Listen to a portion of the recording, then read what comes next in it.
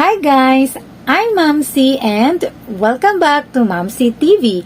So for today's video, I'm gonna share or teach you how to create an animated GIF or GIF of yourself without installing any software on your laptop or on your cell phone. We are just going to follow these 3 easy steps, and Viola, you have now an animated GIF of yourself. So what are you waiting for? Let's start!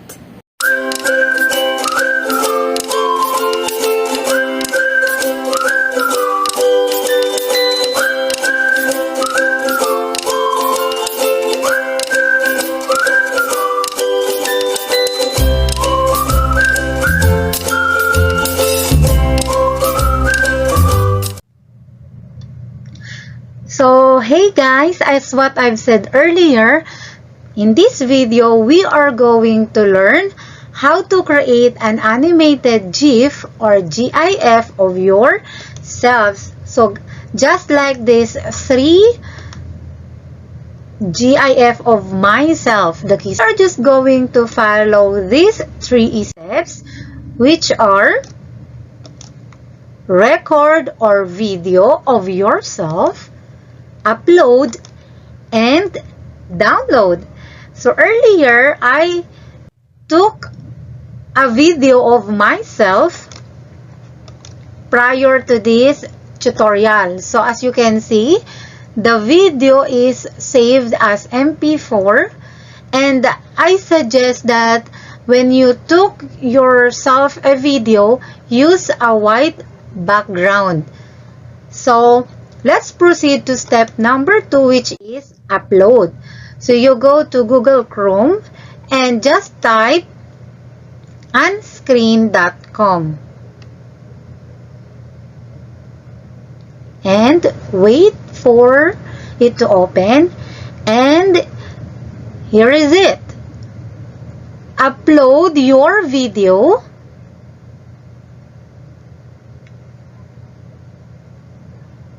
Okay, so here is the example, and wait for it to upload. So as you can see, white background is automatically removed. So here, very simple. So after it is done, just click the download part and click.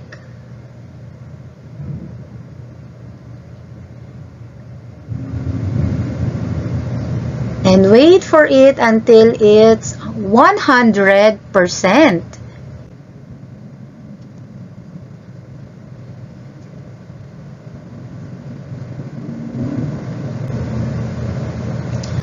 And this part, you can see that your video is already downloaded. And then if you want to upload another video, just go to the upload clip again and then upload. And wait for it until it's 100%.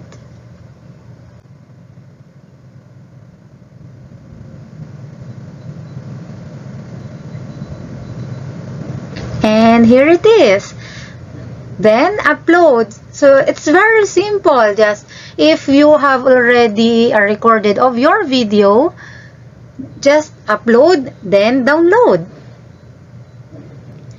And of course, it is automatically saved in your download folder in your laptop or in your computer.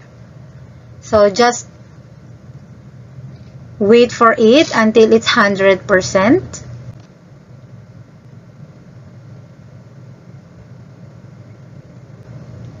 And here it is. So as you can look, okay, just click in the download. Okay, I just move it into the other folder so that I can easily use it or found it if I'm going to use it. So if you're going to open it, as you can see, it's already GIF or GIF. So that's it. So very simple. Here are other examples of animated GIF that I already downloaded. So